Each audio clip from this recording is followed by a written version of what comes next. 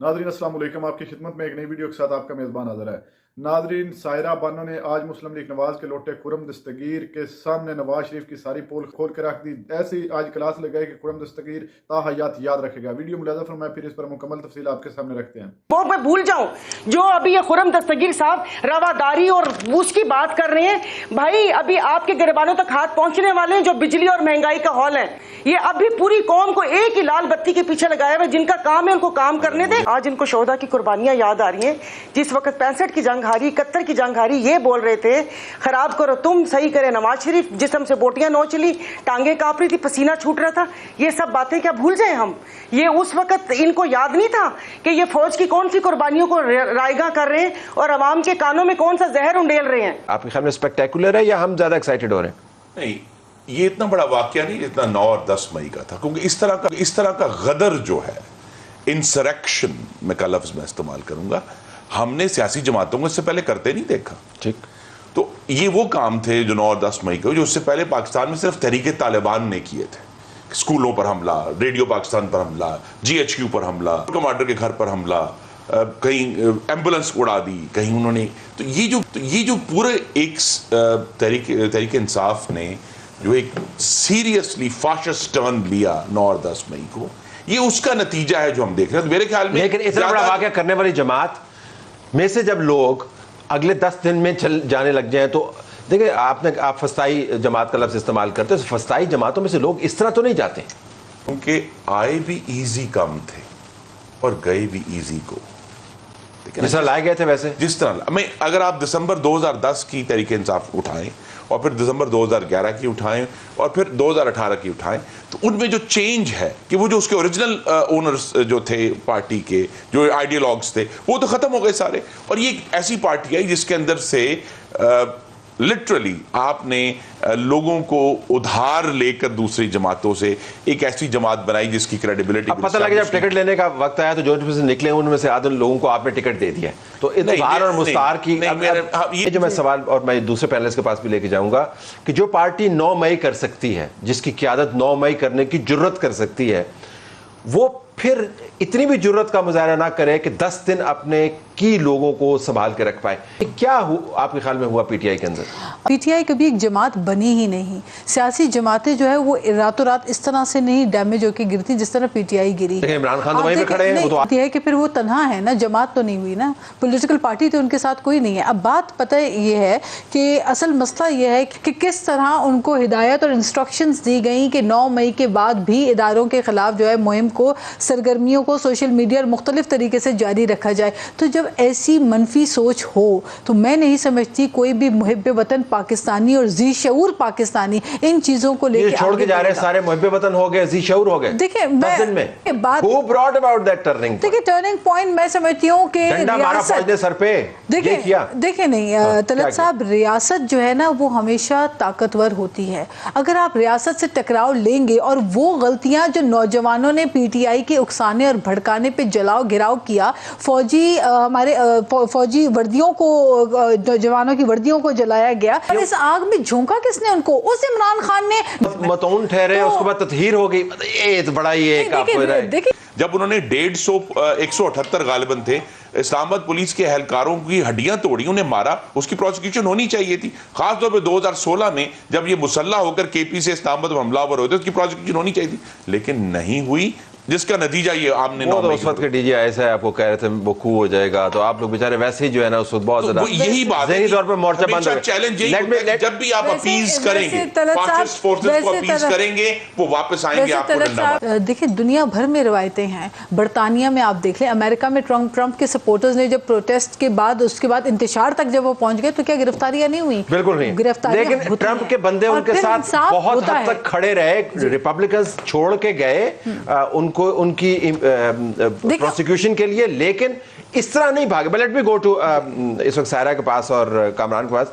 सायरा, आप ये बताइएगा, ये सारा कुछ आपके ख्याल में क्यों हुआ? पार्टी छोड़ने वालों को बताऊं या ये सारे वाकयात क्यों हुए? नहीं, पार्टी छोड़ने वालों का बताए ना। पहले तो मुझे सिर्फ आपसे ये पूछना था कि वो इस 9 और 10 मई के जो वाकयात हुए उसकी मजम्मत करते हैं, वो नहीं होना चाहिए, ان کے لیے اتنے ان کی جو FIR ATC MPO پتہ نہیں کیا کیا, مجھے تو اتنے نام بھی نہیں یاد. مطلب اب سب وہ گنگا نہا لیے یا وہ 32واں ہوتا ہے پانی میں گوتا دینے والا. مطلب اب وہ باہر جب آ گئے ہیں, انہوں نے آ کے اعلان کر دیا ہے کہ ہمارا کسی پارٹی سے کیا سیاست سے بھی تعلق نہیں ہے. تو مطلب میں یہ پوچھنا چاہتی ہوں ریاست سے, جو ناز بلوچ صاحب نے بولا کہ ریاست سے پنگا لیا, میرے خیال میں ریاست سے تو پنگا نہیں لیا. تو پوچھنا یہ تھا کہ وہ کیا وہ ان تمام الزامات سے بری جمع ہو گئے ہیں؟ نہیں, کس سے لڑائی کی انہوں نے ریاست سے لڑائی کی نا.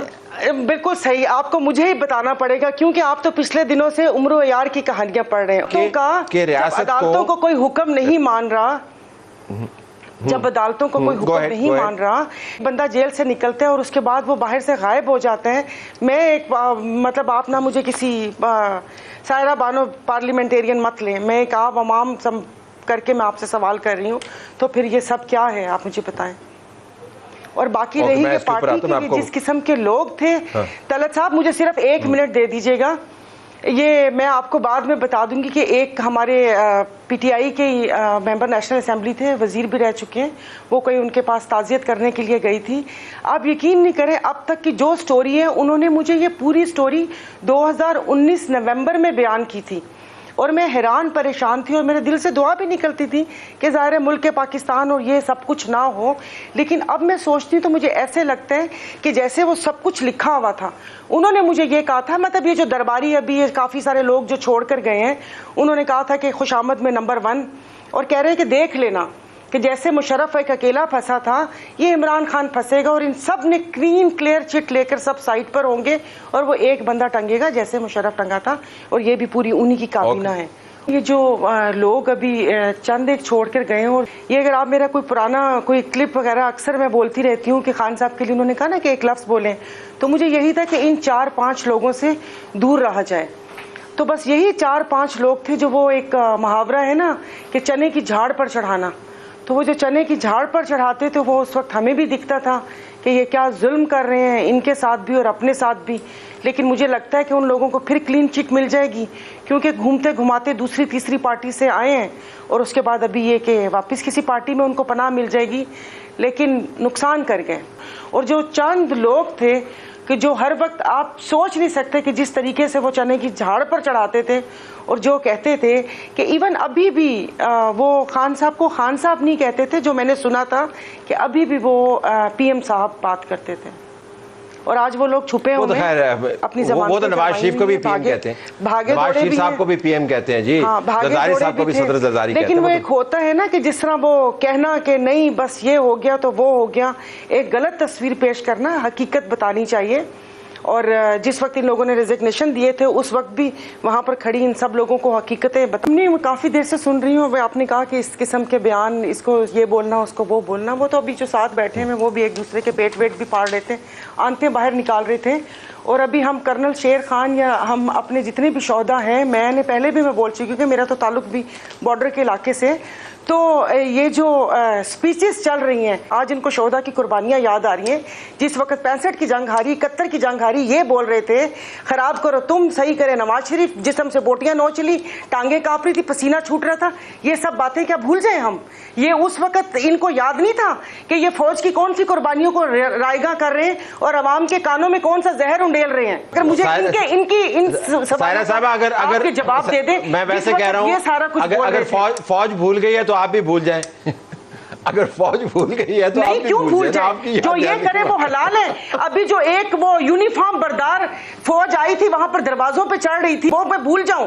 جو ابھی یہ خرم دستگیر صاحب رواداری اور اس کی بات کر رہے ہیں, بھائی ابھی آپ کے گریبانوں تک ہاتھ پہنچنے والے ہیں جو بجلی اور مہنگائی کا ہال ہے. یہ ابھی پوری قوم کو ایک ہی لال بتی کے پیچھے لگایا ہوا, جن کا کام ہے ان کو کام کرنے دیں. اور آپ برائے مہربانی اسمبلی میں پہنچے اور آ کے آپ بجلی چیزوں کا بات بتائیں اور ڈالر اور ٹائم بالکل ختم ہو گیا. अरे हमले करने में नहीं, जो जुबान से हमले हुए, जो धमकियां दी गई हैं जर्नलिस्ट को, उसकी मैं बात कर रही हूं। नाज़रीन आपने वीडियो मुलाज़ा फरमाई। नाज़रीन मुसलसल ये है आए रोज़ चंद कंडे इस्तेमाल कर रहे हैं, बल्ला तो इन्होंने छीन लिया है, अभी भी इनके पेट में दर्द जो है वो जारी है। 9-10 मई का वाक़या जो है वो इनको हज़म नहीं हो रहा, मुसलसल पता नहीं ये आगे चाहते क्या है कि किसी तरह इमरान खान को ही ख़त्म कर दिया जाए। आखिरी टारगेट तो इनका यही लगता है, इसके अलावा तो और कोई इनके पास ऑप्शन नहीं रहा। सारे वो चंद कंडे इन्होंने इस्तेमाल कर लिए हैं, आप पता नहीं कौन सी कसर रहती है जो आप निकालना चाहते हैं। लेकिन सायरा बानो ने भी इसकी छतरोल की है, इसको हकीकी आना दिखाया है कि आपको अपना माजी याद नहीं है, आपने इस मुल्क पर क्या क्या किया है, क्या वो बातें आपको भूल गई हैं। आपके लिए कोई आइन नहीं है, कोई कानून नहीं है। मुसलसल ये पीटीआई को आप टारगेट कर रहे हैं और सारे कानून और इनका इस्तेमाल जो है वो पीटीआई पर ही होता है। और वो लोग जो पीटीआई को छोड़कर आ जाते हैं वो बिल्कुल साफ और शफाफ हो जाते हैं, वो आपकी पार्टी में आ जाते हैं, उन पर ना कोई केसेस होते हैं ना कुछ। और दूसरी जानब जो पीटीआई के साथ लोग खड़े हैं, जो इमरान खान के साथ लोग खड़े हैं, उन पर आप मुसलसल जुल्म और तशद्दुद और ज्यादतियां कर रही हैं। और वो लोटे जो आपके पास आए गए हैं उनका भी अगर हिसाब लें तो फिर तो हमें पता चले कि आप आइन और कानून की बात करें। अगर आपके माजी के जो काले करतूत है, आपने जो अदलिया पर, जो एस्टेब्लिशमेंट पर, जो इस मुल्क इदारों पर हमले किए, अगर उनका भी हिसाब हो तो फिर तो पता चले कि एक लेवल का सिस्टम चाह रहा है। खुर्रम दस्तगीर कुछ शर्म करो, कुछ या करो, क्यों मुस्लिम लीग नवाज की तरफदारी कर रहे हो? इस बात की खातिर अपने ईमान को भी आप लोगों ने फरोख्त कर दिया है। नाज़रीन इस मुल्क का अल्लाह ही हाफ़िज़ है, ये जालिम मुसल्लत होने के लिए बिल्कुल तैयार बैठे हैं और इनके लिए मैदान लगा दिया गया है। बल्ला जो आखिरी इनका ऑप्शन था वो भी इन्होंने छीन लिया है। काजी फैज़ हसन ने मुल्क पाकिस्तान की आवाम के साथ बड़ा जुल्म किया है और आइन की भी धज्जियां उड़ा दी हैं। नाज़रीन आप अल्लाह ताला ही है जो इस मुल्क को इन बगाड़ों और इन जालिमों से निजात दिलाए। नाज़रीन आपने जो वीडियो मुलाज़ा फरमाई, इस वीडियो के बारे में आपकी क्या राय है? क्या सायरा बानो ने खुर्रम दस्तगीर के साथ ठीक किया या गलत? कमेंट सेक्शन में अपनी कीमती राय लाजमी दीजिए और अगली वीडियो तक आपने मेज़बान को दीजिए इजाज़त। अल्लाह हाफिज़।